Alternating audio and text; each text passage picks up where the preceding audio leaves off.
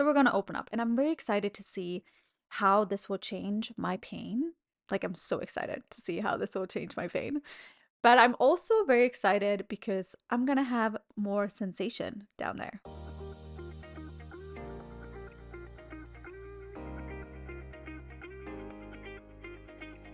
Welcome to the Pelvic Power Podcast. My name is Penny, and I am the host of this lovely space. I am a pelvic floor yoga teacher who teaches people with pelvic pain how to use movement, breathwork, and body awareness to ease and manage their pain while living a pleasurable life. In this space, we'll be talking about all things taboo because we love it, and how to support your lovely pelvis and your lovely self on this journey that you are on. I am very happy that you are here, and I hope that you enjoy this episode.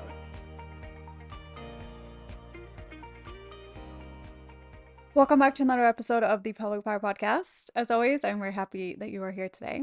If you haven't done so in a while, maybe you've forgotten, maybe it wasn't on your to-do list, maybe you were neglecting yourself, masturbate. Just saying, masturbate.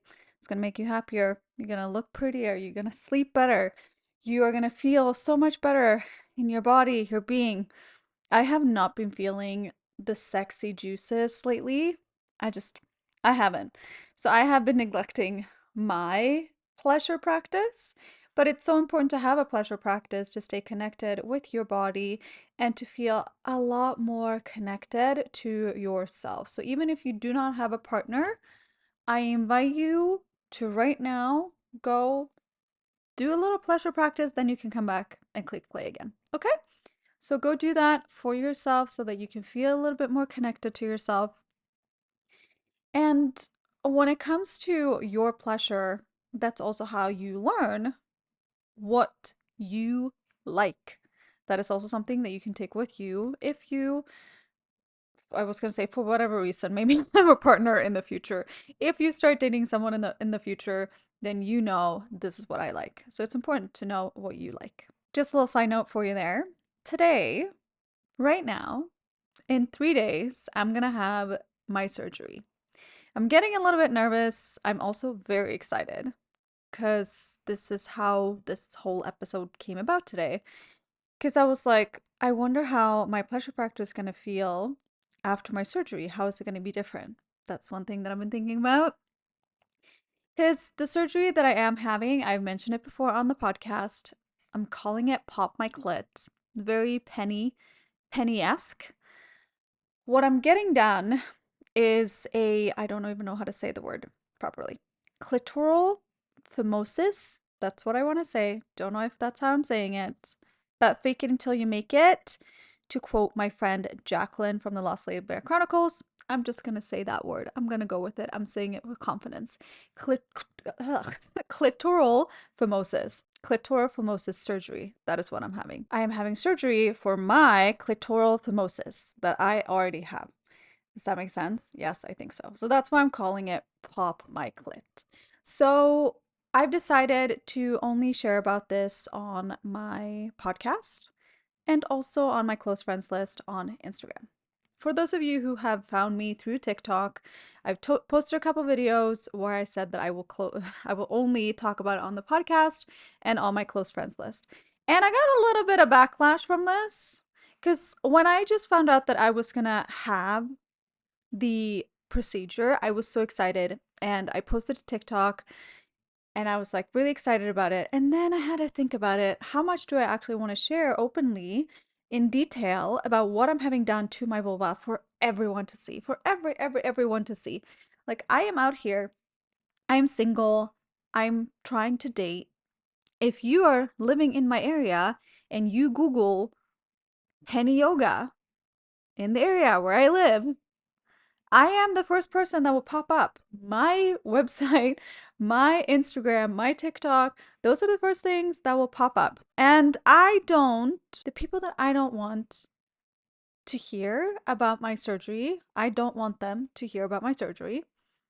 I want to tell them that in person, perhaps, or maybe I don't want them to know at all. This is my body. This is my business. I choose to share how much I want to share.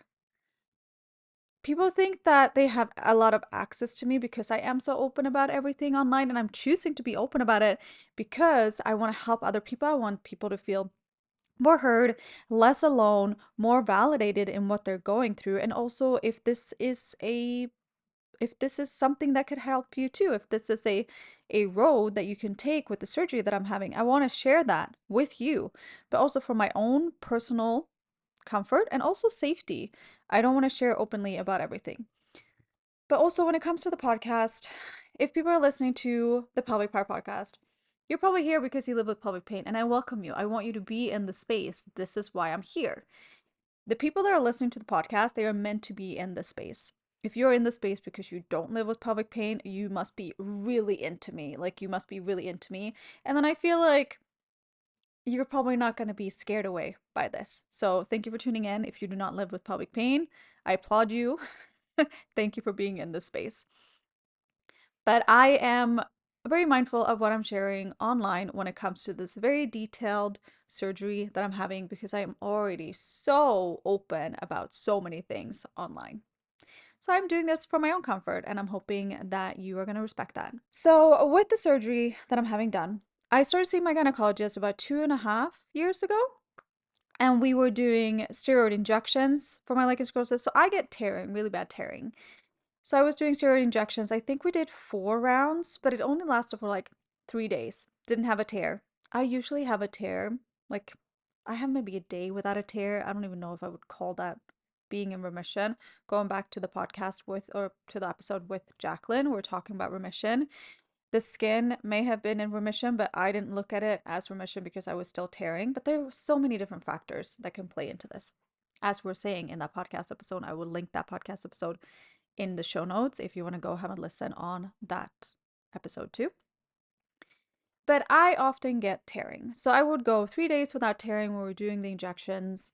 And we're like, okay, well, is it actually worth it? So we started playing around with different steroids that I can use. And if the clobetasol wasn't working, was there another option that I can use? Is it maybe the ointment instead of the cream? So right now I'm on betamethasone, the cream, because the ointment kind of irritates my skin a little bit. It doesn't really help with my lichen sclerosis. So right now I'm on the cream. It's going pretty okay. I have a tear right now. But there are so many different reasons why I'm so excited about the surgery. One, what will happen to my pain? Because I get tearing on the clitoral hood. So with the surgery, my clitoral hood is almost completely fused over my clitoris. I have a teeny tiny little clitoris. It's a precious clitoris to be had, but it is very tiny, and I am desensitized down there because the gland is covered.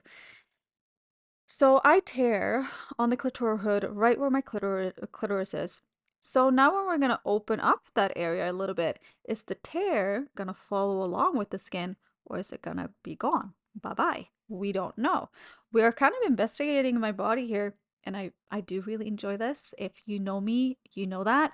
But I love my gynecologist, and she's just the best. So we've been talking about it. So if I'm still in pain after that, where will we go? Maybe it might be nerve stuff. And yeah, it's just very interesting. It's very interesting, but that will be another episode. So we're going to open up, and I'm very excited to see how this will change my pain. Like, I'm so excited to see how this will change my pain. But I'm also very excited because I'm going to have more sensation down there. How are my orgasms going to be different? How is my sensation, my pleasure going to be different? Am I going to be more orgasmic? Am I going to be orgasming more easily? I don't know. But that is also a question. Because, like, I orgasm, but I orgasm. It takes fucking forever, okay? It takes forever, and I have to be like, feel really safe with the person. And I know that that's also a nervous system thing. So it's not just my body. Again, everything is connected. This is what I'm saying. We got to work on all parts of ourselves because it's not just your physical body. That's also a nervous system thing. But me knowing myself that my clit is a little bit covered, what does that do to my brain and my mind body connection too? Like, there's so many different ways to look at it, and I'm so fucking excited to see if anything's changed, changing. if anything will change during this procedure, after the procedure. So I'm having it done in 3 days. My friend is going to drive me there. The procedure itself takes about 20 minutes, but I'm going to have to be there 2 hours before the procedure. I'm getting put under. I'm not allowed to eat beforehand, and I get hangry very easily. So that morning is just going to be it's going to be a hoot that morning, definitely. But I'm not allowed to eat, and I have the surgery, and then my friend is driving me back home. And the recovery time is about 2 weeks. I I am staying at home here in Canada for 10 days, and then I'm planning on going to Sweden. Well, I already bought the ticket. I am going to Sweden after 10 days. And I'm a little bit nervous about that plane ride. I'm not gonna lie, because how much am I going to be sitting? I've had four surgeries on my vulva before, but that was in a different area. That was by the perineum. And this is towards the clit. So I'm like, okay, how is it going to be different? Because I can still transfer towards the tailbone. I don't know. There's so many questions that I have within me right now. But I'm excited, very excited. So I got myself a donut. I got myself a donut that I can have when I'm driving home from the hospital, and also that I have when I'm on the plane. And this is the thing, because a lot of people might be like, that's a little bit weird. Like, people are going to wonder why you're using a donut. Who the fuck cares? Who the fuck cares? I'm just going to say it. I know that I'm a very out there person. I'm also a little bit, I'm an introvert extrovert. Does that make sense? Both introverted but also extroverted. Like, I can talk to anyone, but also at the same time I'm very introverted. When I see other people might be like looking at me weirdly or things like that, I'm just like, it's none of your fucking business. I'm not talking to you anyway. You and I are not going to be friends. So who the fuck cares? Me and my donut, we are never ever seeing these people again. So I'm going to take my fucking donut and get on the plane, and I'm very excited to go see my family because I haven't seen my sister in almost 2 years. I'm so excited. So I thought that I'll just bundle it all together, surgery and the trip back to Sweden. So we'll see how it goes. But recovery time is 2 weeks. I'm going to be here for 10 days. So hopefully I will feel pretty okay when I'm getting on that plane. So surgery in 3 days. If you have any questions about this, I would love to hear from you, because I would love to do another episode regarding any questions that you have. I haven't seen my gynecologist since October, so I haven't talked to her or anything like that. I'm seeing her for my surgery, and there's going to be a lot of new information that I'm going to be receiving and learning, and my epiphanies. But also, if you have any questions, I don't mind answering those questions. And for those of you who were on my close friends list, at this point, I'm recording this right before the surgery. I have no idea how wacko we went on the close friends list. I might have shared so many details. If you weren't on my close friends list, feel free to send me a DM. That was just the easier thing for me to do, because I get so many questions about the surgery when I posted, and I have so many messages that I have to get through. It just takes me a lot of time, and I have to be in the right energy for that to be able to put that energy out there. And so it was just easier for me to say, like, be on my close friends list, because then I can just post everything on there. My gynecologist is also my close friends list. I love her. She's the best. And if you're looking for a gynecologist and you're in the area, it is Dr. Mendelitz. I'm sorry, I might have butchered that, at Water Street OBGYN in Cambridge. I live in Waterloo, Ontario. In Cambridge, that is where you can find her. She's really great. I got a referral from my GP, and she's the best gynecologist I've ever had. I'm just putting it out there. The best one. And she knows lichen sclerosis, and she's not scared to investigate and ask questions. And yeah, she's great. So I have to get going because I'm teaching a pelvic floor yoga class. If you are not in the pelvic health yoga membership yet, come and join us. What are you waiting for? If you live with lichen sclerosis, if you live with hypertonic pelvic floor dysfunction, if you live with endometriosis, interstitial cystitis, like, it all goes hand in hand. You will learn movement, breath work, nervous system regulating practices. It is such a fantastic space, and the women within this community, oh, they are just fantastic. Every class, I'm basically ending the class in tears, because there's so much gratitude within the space. We have people from all over the world come to join us and we can chat and we're talking about our struggles and our wins and what we're going through. But then we also get to move and we get to learn about our bodies. We get to learn about ourselves. I have pain in my left hip. Where is this stemming from? Where else am I feeling pain on my left side? Is there any tension anywhere else? There's so many things that you can learn about yourself within this community. So come join us in the Pelvic Health Hero membership. I would love to have you there. I will pop that little link in the show notes as well. Until next time, remember to look after your beautiful body. You're absolutely fantastic. You're a fucking goddess. Walk like you are a goddess. Talk like you are a goddess. You live with lichen sclerosis, and you are still a fucking goddess. I get so many messages from people diminishing their worth because they live with lichen sclerosis. I'm out here talking about lichen sclerosis online. And I'm saying fuck you to everyone else that might be giving me shit about this, because this is important a conversation to be had. It is important conversation to be had so that other people can feel seen, even if they don't live with lichen sclerosis, or you might meet someone that lives with lichen sclerosis, but it might be endometriosis, it might be interstitial cystitis.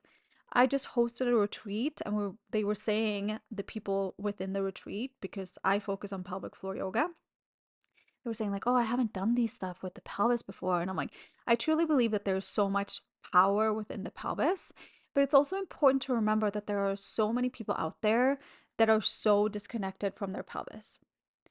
If you think about it, 1 in 10 live with endometriosis, 1 in 4 live with pelvic pain. How many people do you come across every single day that live with pelvic pain? These conversations are important to be had. I'm not saying that you have to go out there and talk about it online. I'm just saying that you are absolutely fucking fantastic and need to walk and talk and act like you are absolutely fucking fantastic. That is what we're doing. It's 2026. Get into it. We are here. I love you. You are the best. You are strong, and I'll see you soon. Bye. If you love this episode, I will be so grateful if you could leave a rate and review in your podcast app. It would mean so much to me. If you're tuning in on YouTube, feel free to hit subscribe and leave a little comment down below about what you learned about yourself today. Thank you so much, and you have no idea how much I appreciate you for being here.